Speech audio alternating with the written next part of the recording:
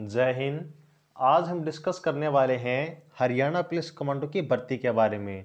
तो यहाँ पर कमांडो के एग्जाम को लेकर, इसकी सिलेक्शन प्रोसेस को लेकर आपके जितने डाउट आ रहे थे वो सारे डाउट यहाँ पर हम डिस्कस करने वाले हैं। जैसे कि यहाँ पर आपका जो एक मेजर डाउट था वो डाउट ये था कि अब आपका जो एग्जाम होने वाला है तो आपके एग्जाम से लेकर और आपका जो फाइनल सिलेक्शन होने वाला है, यानी कि जब आप कमांडो बनने वाले हैं तो उस प्रोसेस तक, उस स्टेज तक आपको कितनी लिस्ट से गुजरना पड़ेगा वो हम डिस्कस करेंगे। और इसके अलावा यहाँ पर 14 नवंबर को आपको जो एग्जाम होने वाला है वो आप सभी जानते हैं कि आपकी जो एग्जाम डेट है वो आपकी पहले जो है चेंज हो चुकी है। तो क्या अब की बार भी चांस है आपकी एग्जाम डेट के पोस्टपोन होने के, फिर चेंज होने के, वो हम डिस्कस करेंगे। और जो कट ऑफ आपकी बनने वाली है रिटन एग्जाम की, वो कैटेगरी वाइज किस प्रकार से बनने वाली है, कितनी कट ऑफ आपकी बनने वाली है, वो सारी बातें हम डिस्कस यहाँ पर करने वाले हैं, और वो भी बिल्कुल आपके ऑफिशियल नोटिफिकेशन के साथ। तो चलिएगा एक एक जानकारी को बिल्कुल डिटेल में डिस्कस करते हैं। तो यहाँ पे देखिएगा आपका कमांडो की भर्ती का जो आपका ऑफिशियल नोटिफिकेशन है हमने ओपन किया हुआ है। अब यहाँ पर आपके जो सिलेक्शन प्रोसेस को लेकर, आपकी लिस्ट को लेकर, आपकी कट ऑफ को लेकर, जो आपके एग्जाम को लेकर जानकारी दी गई है वो हम चलिए देखते हैं। तो यहाँ पे देखिएगा आपका जो पेज नंबर 4 है इसके ऊपर आपकी सभी जानकारी यहाँ पर दी गई है। तो यहाँ पर आपका देखिए रिजल्ट ऑफ एग्जामिनेशन लिखा हुआ है, ये देखिए रिजल्ट ऑफ एग्जामिनेशन। तो अब ये प्रोसेस किस प्रकार से आपकी होने वाली है वो सारी बातें ध्यान से देखिएगा।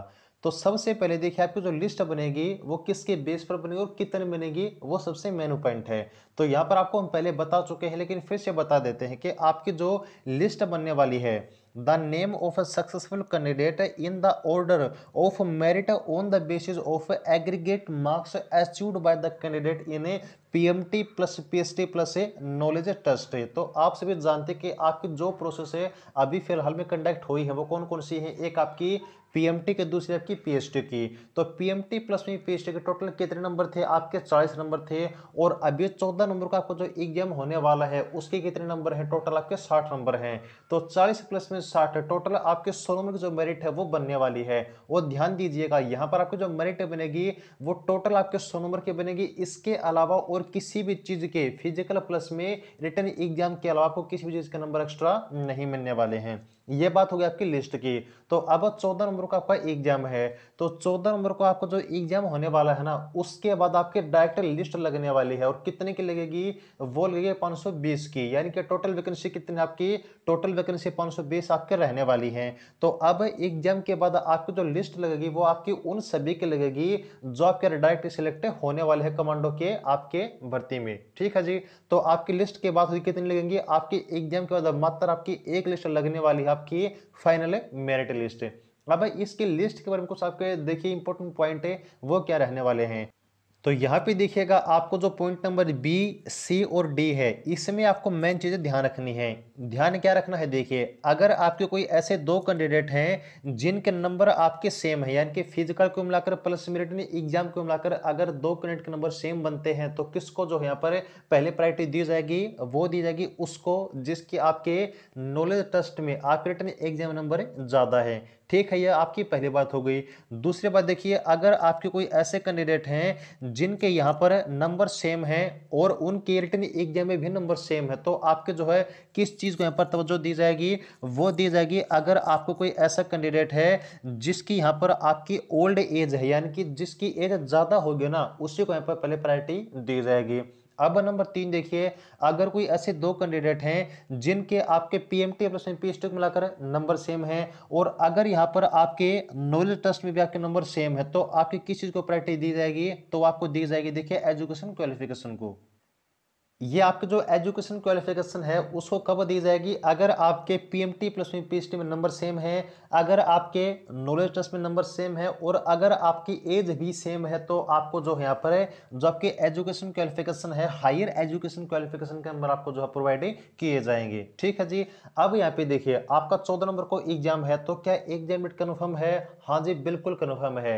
अभी आप जो डाउट आ रहे थे ना कि आपके जो एग्जाम डेट कमांडो की पहले आपकी जो है चेंज हो चुकी है तो क्या अब की बार चांस है चेंज होने के? तो देखिए आपके 0.1% एक पॉसिबिलिटी है कि शायद आपका एग्जाम एक या दो दिन आगे पीछे हो जाए, लेकिन कैंसिल 1% भी, 1% दूर है, 0.1% भी पॉसिबिलिटी नहीं है, क्योंकि अभी HSM जो आपकी रफ्तार पकड़ी हुई है उसके अनुसार आपका एग्जाम बिल्कुल कंफर्म हम श्योरिटी के साथ कह सकते हैं कि आपका 14 नंबर को कंडक्ट होने वाला है।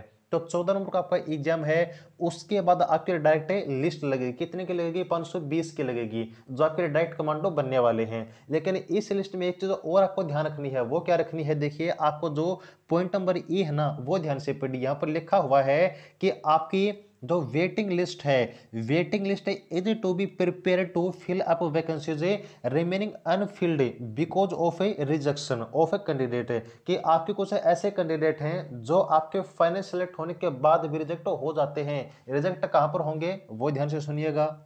तो यहाँ पर आपका जो रिटन एग्जाम होने वाला है उसकी आपके डायरेक्ट लिस्ट लगेगी। यहाँ पर इस लिस्ट के लगने के बाद आपकी दो प्रोसेस होंगी, वो कौन कौन सी, एक आपका होगा डॉक्यूमेंट वेरिफिकेशन और दूसरा आपका होगा मेडिकल। क्या क्या होगा, डॉक्यूमेंट वेरिफिकेशन और आपका मेडिकल होगा, लेकिन आपकी लिस्ट एक ही लगेगी, वो ध्यान दीजिएगा।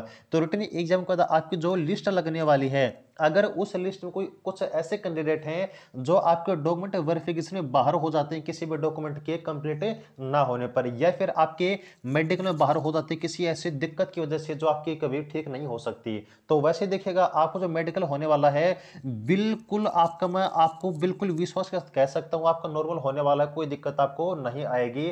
अगर आपके शरीर में कोई ऐसी दिक्कत नहीं जो बिल्कुल आपके लाइफ टाइम ठीक नहीं हो सकती, अदरवाइज कोई दिक्कत आपको मेडिकल में नहीं आने वाली है।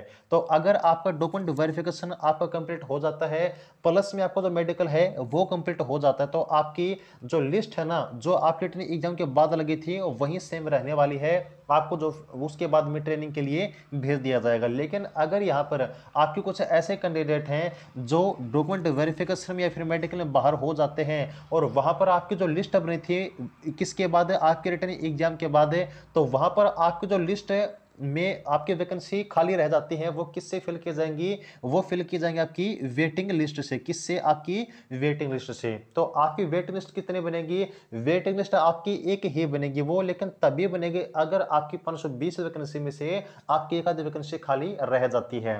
तो अगर बात करें ओवरऑल कितनी लिस्ट बनेगी, बिल्कुल सही बात है, एक लिस्ट बनने वाली है, और वो लिस्ट आपकी बिल्कुल ज्वाइनिंग तक बनने वाली है जो आपकी यहाँ पर रिटन एग्जाम के बाद बनेगी। ठीक है जी। तो ये कुछ आपके डाउट जो कि कमांडो की भर्ती के बारे में आपके बार बार आ रहे थे। अब यहाँ पर एक और डाउट आपका रह जाता है, वो आपकी कट ऑफ को लेकर। कौन सा डाउट है, आपकी कट ऑफ को लेकर कि जो कट ऑफ बनने वाली है वो क्या आपकी कैटेगरी वाइज बनेगी फिर आपकी ओवरऑल बनेगी। तो आपको बता देते हैं कि आपकी जो कट ऑफ बनने वाली है बिल्कुल आपकी कैटेगरी वाइज बनने वाली है। अब ये चीज आपके नोटिफिकेशन में भी लिखी गई है, चलिए आपको दिखा देते हैं। तो यहाँ पे देखिएगा आपको जो पहला ही पॉइंट है, पॉइंट नंबर ए, इसमें लिखा हुआ है कि आपकी जो मेरिट लिस्ट है shall be arranged by the Haryana staff selection commission equal to the total number of vacancies for each category separately, कि आपकी कैटेगरी वाइज जितनी वैकेंसी हैं उस वैकेंसी के अकॉर्डिंग ही आपकी जो कट ऑफ बनेगी, वो कट ऑफ किसके अकॉर्डिंग बनेगी, आपकी कैटेगरी वाइज वैकेंसी के अकॉर्डिंग बनने वाली है। तो आपकी जितनी कैटेगरी है यहाँ से देखिए आपकी टोटल 520 वैकेंसी रहने वाली है। तो आपकी जनरल की 187, एससी की 93, बीसीए की 72, बीसीबी की 42, आपकी ईडब्ल्यूएस की 52 वैकेंसी, और आपके जो एक्स सर्विसमैन की वैकेंसी है इन सभी के जो आपकी कट ऑफ बनेगी वो सभी की आपकी किसके अनुसार बनने वाली है, आपकी पोस्ट वाइज बनने वाली, कैटेगरी वाइज बनने वाली है। अब इस कैटेगरी वाइज लिस्ट में भी आपका एक और डाउट आएगा, वो डाउट क्या आएगा, वो आएगा आपके ईडब्ल्यूएस और बीसीबी वालों का। अब ये क्यों आएगा वो भी ध्यान से सुन लीजिए। अभी आपका फीमेल कांस्टेबल का एग्जाम हुआ है, प्लस में आपका जो मेल एसआई है इसका एग्जाम हुआ है, और यहाँ पर जो आपकी पहले कट ऑफ बनती है किसके लिए, फिजिकल के लिए। तो फिजिकल के लिए जो कट ऑफ बनी है ना, किस चीज की, आपकी ईडब्ल्यूएस की और आपकी बीसीबी की, इनकी जो कट ऑफ गई है वो जनरल से ऊपर गई है, क्योंकि आपकी रिजर्व कैटेगरी होती है ईडब्ल्यूएस और बीसीबी, लेकिन इनकी कट ऑफ किससे ऊपर गई है, जनरल से ऊपर गई है। तो आपको बता देते हैं कि यहां पर आपकी कट ऑफ बनी है वो आपकी दो लिस्ट के लिए बनी है, यानी कि एक आपकी फिजिकल के लिए बनी है, दूसरी आपकी जो फाइनल बनेगी उसके लिए। लेकिन कमांडो में ऐसा नहीं होने वाला है। अब ये भी मैंने आपको नोटिफिकेशन दिखाया है, उसमें आपको ये चीज कही गई कि आपका जो रिटन एग्जाम होगा उसके बाद आपके डायरेक्ट लिस्ट लगने वाली है, तो वहां पर आपकी जो कट ऑफ बनेगी वो किसके अकॉर्डिंग बनेगी, कैटेगरी वाइज बनेगी, और वो आपकी यहाँ पर आपकी कैटेगरी वाइज किसकी बनेगी, रिजर्व कैटेगरी प्लस में जनरल कैटेगरी, यानी कि अगर आपकी कोई ऐसी कैटेगरी है, कौन सी कैटेगरी, रिजर्व कैटेगरी, जैसे कि ईडब्ल्यूएस है, बीसीबी, बीसीए, एससी कैटेगरी, तो अगर या फिर ओबीसी कैटेगरी, आपकी जितनी कैटेगरी हैं, अगर ये सभी रिजर्व कैटेगरी अपनी कट ऑफ से हाई स्कोर अटेम्प्ट कर लेती है तो वो कहां पर काउंट होंगी, वो आपकी जनरल कैटेगरी में काउंट होने वाली हैं। तो आपको जो है घबराना नहीं कि आपके कमांडो की जो भर्ती है वहां पर कांस्टेबल एसआई की तरफ की कट ऑफ है, ईडब्ल्यूएस की या फिर आपकी बीसीबी की उच्च जा सकती है, नहीं उच्च नहीं जाएगी, क्योंकि आपकी यहाँ पर टोटल एक लिस्ट बनने वाली है आपके रिटन एग्जाम के बाद के प्रोसेस में। ठीक है जी। तो अब मेरे ख्याल से आपका एक भी डाउट नहीं बचा होगा आपकी लिस्ट के बारे में और आपके जो है सिलेक्शन प्रोसेस के बारे में। तो ये आपके डाउट थे, उम्मीद करता हूँ कि हर एक डाउट का बिल्कुल डिटेल में सॉल्व हो गया होगा। तो जुड़े रहिएगा। जय हिंद।